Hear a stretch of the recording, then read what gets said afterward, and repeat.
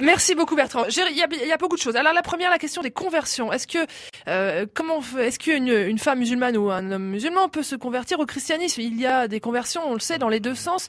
Ousmane Ndiaye. Les conversions, on le démontre, hein, on a des témoignages dans ce Respect Magazine, des conversions dans les deux sens, c'est-à-dire des musulmans qui sont devenus chrétiens et des chrétiens qui sont devenus musulmans. Et il y a même une association des convertis en France et on est allé à la rencontre de ces convertis-là.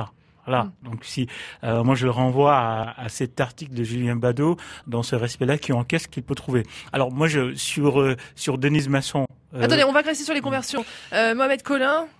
J'aimerais rassurer notre auditeur.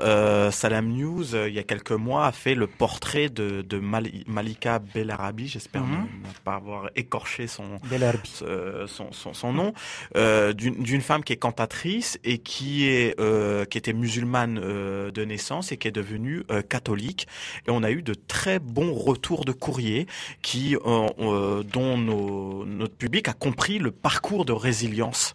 Voilà, elle a découvert la foi dans le catholicisme et voilà, donc ça a été très bien accepté. Alors il y a le problème effectivement du changement effectivement de religion qui est parfois mal interprété dans certains pays musulmans, mais j'ai envie de dire c'est plus politique qu'autre chose que religieux. Très souvent ces pays-là sont des dictatures et effectivement ils instrumentalisent la religion, mais la conversion en islam, à mon sens, c'est tout à fait possible. Alors, on s'appuie très souvent sur un propos qui aurait été tenu par le prophète où l'apostasie serait, on pourrait subir la peine de mort. Mais ça a été dit dans un contexte précis qui était un contexte de guerre où c'était assimilé à de la traîtrise, voilà, de la trahison. Effectivement, des gens se convertissaient pour avoir des informations et redonner à la partie adverse. Mais aujourd'hui, tous les savants, les ulémas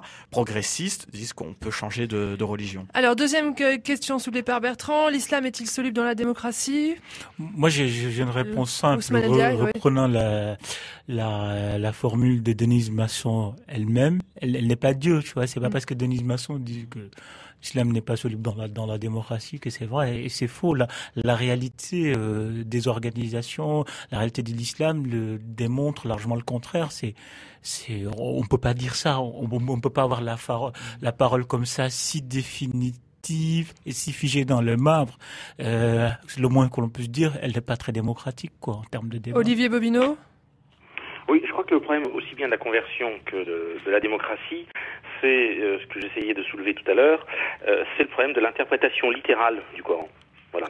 Et pour répondre aussi bien à la conversion que à l'autonomie de l'individu, je pense que derrière la dimension de la démocratie, ce que visait Madame Masson, c'était plutôt l'autonomie de l'individu. Et en effet, si vous voulez, dans le Coran, si on en reste à une interprétation figée et littérale, l'Oumma est présente, l'individu au sens tel que nous l'entendons dans la société contemporaine européenne, voilà, il n'est pas souverain, autonome, si vous voulez, il est hétéronome, c'est-à-dire qu'il est fondé sur la norme venant d'Allah. Bon, donc évidemment, c'est une problématique, mais c'est la même problématique que tout à l'heure, c'est-à-dire que si on en reste à l'interprétation littérale, on reste enfermé et on n'avance pas. Maintenant, si premièrement on fait une exégèse moderne, il y a une possibilité d'exégèse moderne.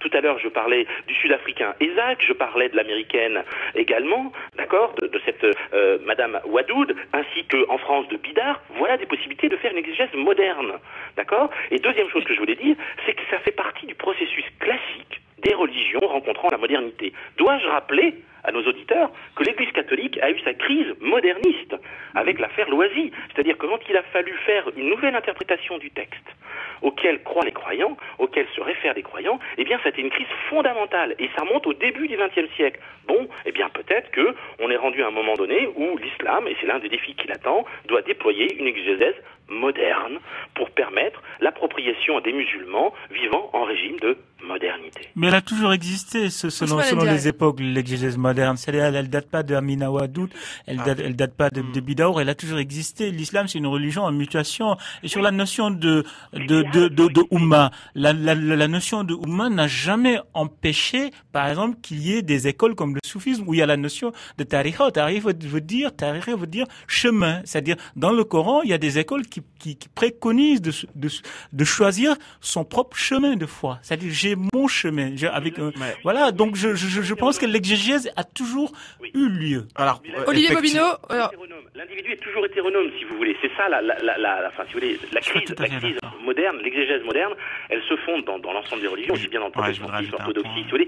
C'est l'idée que l'individu est autonome, c'est-à-dire qu'à un moment donné, on passe de l'hétéronomie religieuse. Bien sûr que j'entends que les premiers siècles de l'islam, oui, djihad. Olivier Bobineau, Mohamed Collin, essayer de réunir. Est-ce que vous pouvez les réunir tous les deux?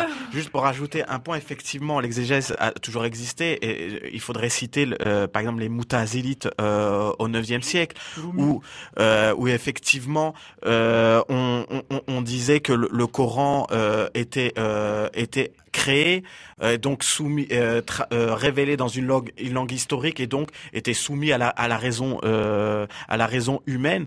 Et donc effectivement, ça a donné Ibn Rushd, Averroès, etc.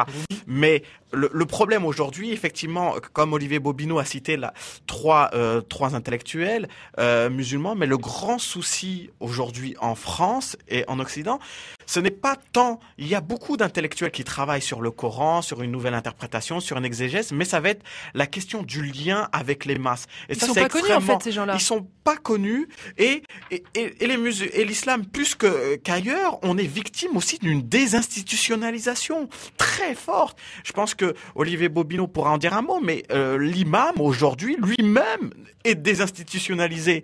Il n'est pas réellement pris au sérieux par les jeunes, y compris l'imam. Donc c'est là le véritable chantier. Olivier Bobineau, sur les imams, rapidement, avant de se quitter. Il n'en demeure pas moins que je pense que quand même il y a un problème philosophique sur l'autonomie et par rapport à l'hétéronomie religieuse, même si les exégèses originelles ont mis en évidence la possibilité de s'approprier. Je pense que l'islam n'échappera pas et les trois intellectuels qui sont mentionnés justement font cet effort. Et alors je rejoins ce que mon prédécesseur vient de dire, c'est que l'enjeu, c'est précisément la diffusion et la délibération autour de cela. Mais il y a quand même un problème, c'est que, y compris les imams ont-ils accès à ces trois intellectuels? Est-ce qu'on permet dans leur école, dans leur fédération, dans leur groupe d'appartenance, d'avoir accès à ces intellectuels? Et de fait, que ce n'est pas le, enfin, j'ai une hypothèse, c'est que c'est pas nécessairement le cas, sinon ça se saurait, et que de fait, qu'est-ce qui se passe? Eh bien, les jeunes gens, notamment, vont braconner sur Internet. Et voilà. Et là, il y a des dérives possibles.